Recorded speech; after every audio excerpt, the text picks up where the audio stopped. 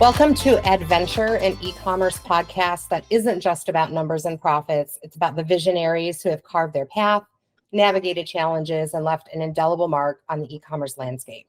So get ready to be inspired, informed, and immersed in the world where innovation meets commerce.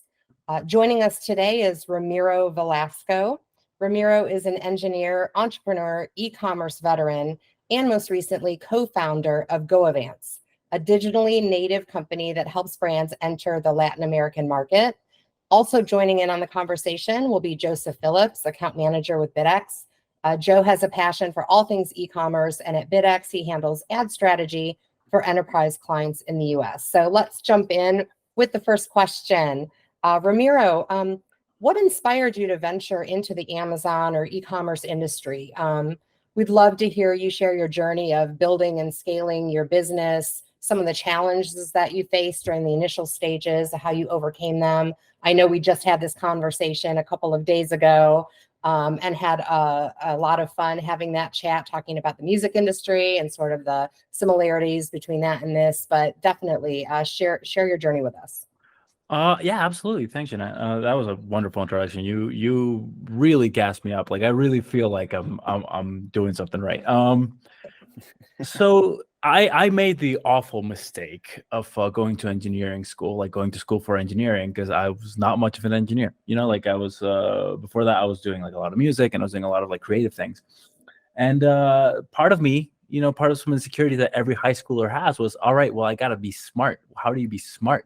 And I was like, all right, I guess I'll be an engineer. And I sucked at it. I mean, I got my degree and, passed with okay grades, but I could tell, that it wasn't, I didn't quite vibe, right? Like I didn't have the right vibe. So I leave uni and move back to live in Indonesia for a bit. And then I moved back to Mexico. And I don't know what to do with my life. And I'm sort of just sending out CVs, but like, that half-hearted CV sending where you don't really want to get a job.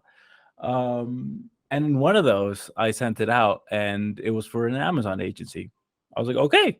And I sort of went to the interview and vibed with my, them boss. And it was like, okay, I think I could do this.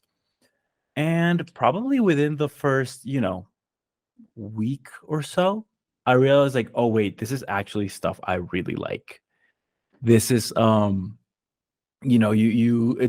it turns out that part of me is an engineer, right? The problem solving part, the getting the right information and then making the right calls. And, like, I just didn't like thermodynamics. Like, and I think that's totally fair. I don't think anyone should. So I get to work on this and I go, wait, this is optimization problems. This is like fun Excels, which is not two words that should be put together, but this is fun Excels. And this is, there's a mix of creativity with the like product presentation, with like what all the creatives that were part of the redundance, but the creatives that you're putting on the web, on the listings. And then there's also a lot of math and a lot of optimization and a lot of process building.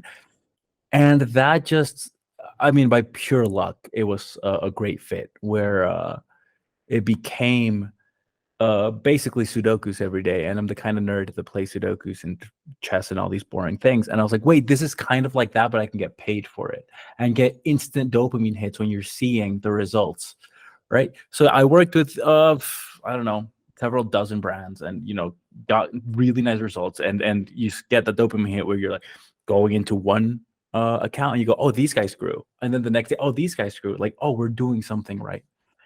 And when it came to then coming to Mexico and saying like, all right, let's expand some of these brands to Mexico, I went, wait, this is a different game. I will talk about that in a second, but I was like, this is a different game and there's so much space here. And let's just keep doing what we're doing just from a different angle. But yeah, pure luck, I guess, to summarize.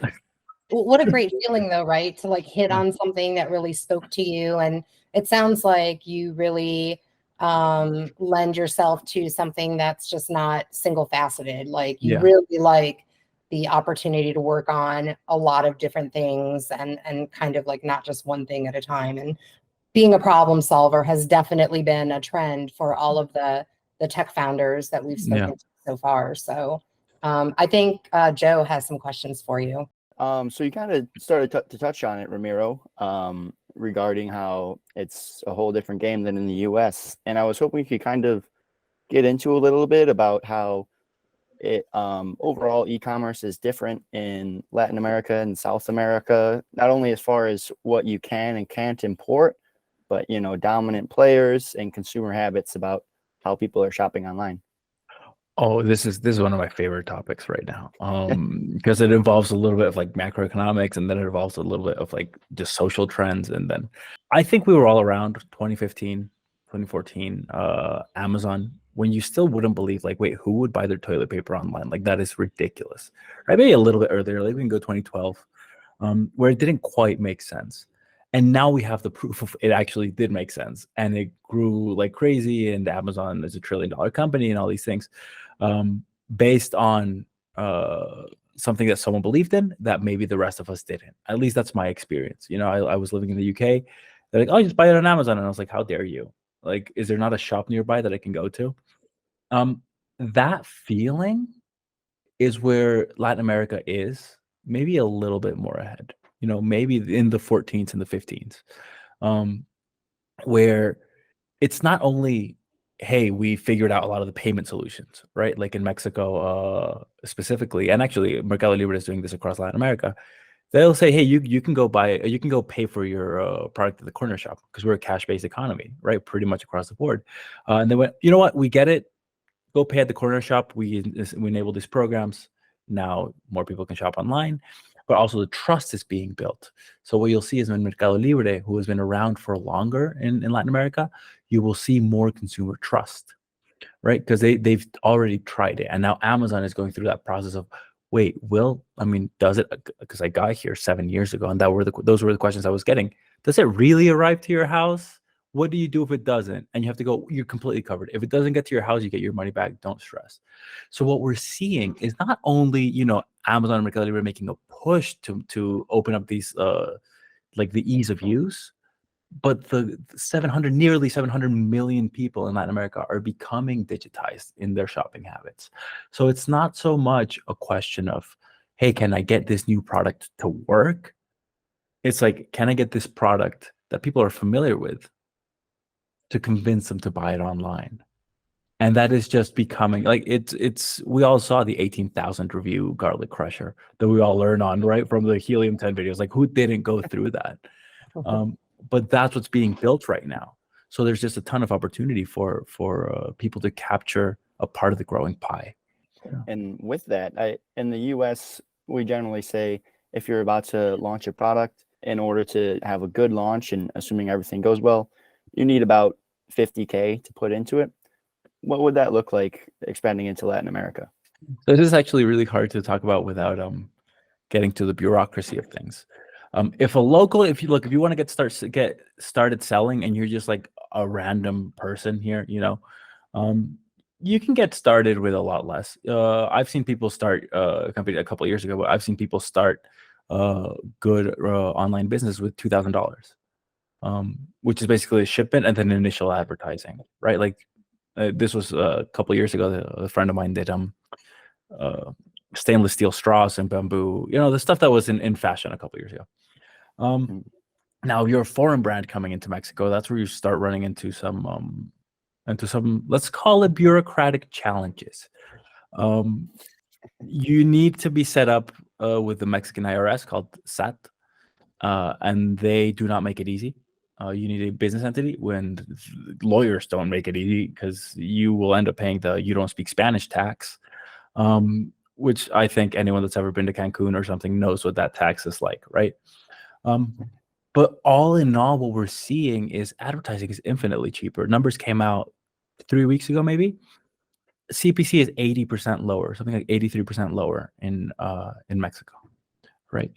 Prices aren't actually lower. A lot of our clients are just saying, look, I want to match US margins. I don't really care about volume. Yeah, we can do that. And we're seeing pretty good results. We also have clients that are like, you know what, let's just match the market in pricing, and we just blow it out of the water, right? Like, it does get easier. But in general, the investment is pretty low once you have the product in here. Your shipping costs are comparable. 15%, Amazon takes their 15% no matter where you get it from, right? But storage is cheaper, advertising is cheaper. Just a ton of variables make it that much more accessible. And are there certain things that you're not allowed to import into Mexico, or that you're not allowed to sell online throughout Latin America? I'll tell you what, if you're just starting, you think you can't sell anything. When you're figuring out how to import and you start saying, hey, your products have this so-and-so requirement, you go, wait, hold on. I don't think I have that. You probably do. It's just worded funny. There are differences in what Mexican COFEPRIS will allow to American FDA. They're the equivalencies. But for the most part, it's just getting stuff approved. It's telling the government, hey, I'm selling this. Is this cool? And they go, yeah, that's cool. And that process is a little bit of a pain. You have to go through some agencies, or, there's a bunch of ways to do it. We're just finishing building the in-house process because agencies are sometimes a little bit iffy. But in general, if you can sell it in the US, you can sell it in Mexico. You're just going to have to jump through a couple of hoops first. So, just talking about market trends, I know that I'm sure, the onset of the pandemic surely shifted online buying and the e-commerce landscape. And you're saying that, there was a trust issue for the Latin American market, not just with Amazon, but with foreign sellers as well. So what do you see as other sort of market trends that are shifting specifically for the Latin American marketplace? Do you see, obviously you see that opening up, that's starting to change a little bit. Are you noticing any other trends in that market? Absolutely. We kind of have to stay on top of it because we do outreach, right? We're like, hey, I think your category is gonna go well. Like, let's get talking. So we have to be on top of these and be strategic, right? With like, well, all right, what do we think is gonna happen? So the first thing we did is we looked at the US's history. So if you see Amazon in the US, certain categories started popping off before others. So you had your pet supplies, you had your electronics, you had your art supplies. Really, in that first round of, all right, this obviously first round was books, right? But other than that, we saw that in a very similar capacity. We're seeing this, but with the caveat that we're really going after generic keyword products. And what do I mean by that is, if I have a really interesting product, it's going to be very hard for me to explain it. One, obviously we're all restricted by the Amazon capabilities. We have images, text, A+ content, but if your project has like a specific way of using it, we can't really communicate it that easily. But also the shoppers, like the consumer behavior is not to go in looking for solutions yet. And I think intuitively we all know this when we look back to our mid 2010s sort of experience. You weren't going in and going, how to clean my shoes, like shoe cleaner. You were looking for sponge to clean shoes, or you were looking for a shoe brush, or you were looking, because we still had that very narrow mentality of like, it's like I'm going to the shop, what can I find? Now, as the market evolves, what we expect to see is that this does open, right? And the sort of perspective opens to where Amazon becomes a solution-seeking platform. But right now, we're mostly really focusing on products that people will find that they're going to be looking for. I'm looking for protein. Great. Let me show you what protein we have. I'm looking for, any sort of supplement. We'll really focus on the active ingredients. Any sort of form of cosmetics, we'll really focus on the active ingredients, because that's what you're coming to look for, not just how to look nice, right? Like that's That's such good insight, though, that consumer behavior, as we get better shopping online, searching for those things that we want, those search words, those search terms are going to change for us. Consumer is getting better at being able to describe what it is we're looking for. So that changes everything for the seller. Absolutely. And, it's really hard to look at some products that want to come into Mexico, and they're like products that I want to have, because they're like, hey, this is a cool product. I'm like, that is a cool product. And they go, can you make it work? And I go, it's going to be rough. Like, give me a little bit of time, so we have to be honest with these things. We'll have to talk, Ramiro. We'll have to work together here. Yeah. But hey, I'm just going to throw a fun one in here. If you could switch roles with any colleague for a day, who would you switch with and why? Oh, that's a rough one. That is so tough. I've spent so long trying to only do what I like doing. For example, one of my partners is in sales, and he is fantastic in sales, and he really helps you find the solution and all these things. I'm like, I would destroy, like I would just be so bad at his job, right? Like I don't want to take that. That's a valid answer. That's valid. As a founder, you have selected your job duties, and the rest is called delegate, right? Yeah, look, but if I had to give one answer, the person that's in charge of one of my partners in charge of processes, internal processes, that's something I really like. So going in and really figuring out incentives and figuring out sort of the idea that, all right, no one wants to work. Absolutely zero people want to work, including myself. How do we make systems so that even if you really don't want to work, it's in your best incentive to follow the process? Like that sort of problem solving is really interesting to me. So that's a person whose job I take. All right, great. That sounds great. I enjoy that as well. Let's get rid of redundancies, make everything as efficient as possible. Yeah. That's exciting to me. How about let's talk about just technology for a minute. How have you sort of intertwined technology, innovation? How do you encourage a culture of innovation within your organization, within your company? You're hitting all the points that I want to that I love, Jeanette. Okay. Right now, AI is nuts. I think we're all on board with the idea that AI is going to fundamentally change the way anyone is doing anything. Right now, about 10 days ago, Microsoft came out with AutoGen, which is basically, hey, you can have ChatDev did this first, but you can have like entire offices and teams talking to each other that it's all AI, and you're just like one person building this space out, right? And that's become really interesting to me and generally to us within the organization because we have a lot of repetitive tasks. A lot of this is, hey, we need to build out labels. All right, well, we have someone doing labels for importing. Do we really need to be doing that, or can we optimize it in such a way that, that person can be doing something else? Now, it is always very tough to automate because we are all really busy. Every single person that's listening to this is really busy, and carving out the space, like not only time, but mental space to go like, you know what, I'm going to build a thing that's going to shave an hour of work a week. It sounds nice, but it takes 8 hours to build it out, right? So some of the stuff we've outsourced, some of the stuff we have just general technology partners that can build stuff out for us, and they're fantastic. And on the other hand, is just being really excited. I really hate motivation. I think if you're waiting for inspiration to get things done, you're probably not going to get it done. But when things are as exciting as they are right now with AI, with general like optimization tools, it's just like I spent all of last weekend figuring out my X Python skills. Like I have no coding skills because I haven't coded in 10 years, right? But I was like, all right, I gotta dust some of this off because this is exciting. And my partner was like, excuse me, like we have things to do. And I was like, no, wait, hold on. This is exciting for me. So far, the culture maybe not there, but the excitement is what's driving it. No, that's a great response. I think that's another trend that we've definitely noticed is people in this space are infinitely curious, and they're often driven by that intrinsic motivation. Not that we don't all want to make $1 million, but I think certainly what motivates people in this space is just that sort of intrinsic motivation. So yeah, you're definitely right there.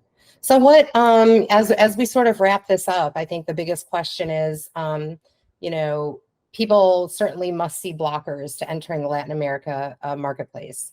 What would be your 3 top tips for kind of getting started to expand into that market? Okay. If you're coming into Latin America to sell, I would say do investigate the native options to the marketplaces. Most of us have access to a remote fulfillment program, who we qualify as our direct competition. It's not the existing sellers here, but rather, can we provide a better service than the remote fulfillment program, both to our clients and to our consumers? That being said, absolutely explore it. Absolutely see if it's a good fit for you, right? You're missing out on Mercado Libre, but that's, there's other solutions there. Secondly, I would really look at the market and see, like, is there a market for my products there, right? Again, it's tough to make a call, especially with some of the tools maybe not working as well as in Mexico, sorry, as in the US. But really just getting like, I think a lot of us can talk about this, like with experience, you start getting like the gut feeling of like, no, I think this could work. I could take over these keywords. I could take over this search volume and so on. But I think the most important one is don't be discouraged. Don't be discouraged by the just ridiculous amount of roadblocks. There's a reason we started this business, and it is that the roadblocks are all over the place. You want to ship into Mexico, you go, all right, let's use Mexican FBA, and they go, all right, where's your tax ID? And you go, man, like, come on, please. Someone just goes, hey, you need to get this labels, and you go, all right, here you go. And then the next guy goes, oh, those are the wrong labels. So it is really consistently discouraging to have such a sloppy environment. But once you've tried everything, if you're having a hard time, come talk to us. Like we're like I literally our whole entire thing is we'll take the headache from you, right? So, but don't be discouraged. That sounds like the best option yet. But it's like, if you do run into frustrations, once you actually do get it, once you actually sort of can learn to speak that language, sounds like you'll be dialed in and good to go. And if not, call Ramiro at GoAvance's. Yeah. And there's a lot of issues, like there's a lot of differences in the market that may seem daunting. So, for example, taxes included in price, not, added at the end. And you go, wait, so why is everything more expensive? Because you're paying for that, but the consumer's paying for it. Bake it into the price, Or wait, I just looked at my remote fulfillment fees, and it turns out they're taking all the profit. And it goes, yes, you probably need to raise the price a little bit more because Amazon's taking like $3-4 per shipment, right? Like, look at what your consumer is paying, because they're paying for shipment. 90% of Mexico doesn't have Prime. So, they're paying for shipment on top of what you're already paying. So play around with that. There's just so many variables that I think people can do it as long as they're aware of it, right? Like, it's just become informed, yes. Ask the right people, all of those things that you would do with any market when you're just entering it. Exactly. Yeah. That sounds fantastic. One more question before we wrap up, Ramiro, something that we're asking everybody since our podcast is called Adventure. We need to ask, what's the most adventurous thing that you've ever done? Oh my days. Oh, that's rough. Oh my God. Okay. I am so risk adverse. It's so bad. I'm the guy that takes 25 minutes to get into a cold pool. Like it's bad. Like it's bad. But I would say the absolutely boneheaded decision to finish up high school and go, I want to go live in the UK and study there. And I don't know anyone. And I sort of just went, the girl I like is going there, so I'll do it. Bad choice, but I'd call it adventurous for sure. That is absolutely the hallmark of an adventurous spirit. So I don't know why you would say that you're averse to risk. But it sounds like it all paid off for you. I think it did, yeah. So far, so good. That's awesome. Well, I just wanted to thank you again for joining us in this interview. We hope the valuable insights shared by Ramiro have inspired you. If you'd like more info, please visit GoAvance.com. And be sure to subscribe to the Adventure Podcast for more thought-provoking interviews with prominent business leaders in the future. Thanks, Ramiro. Thanks, guys. Absolute pleasure to be here. Honestly, thank you for having me. Take care.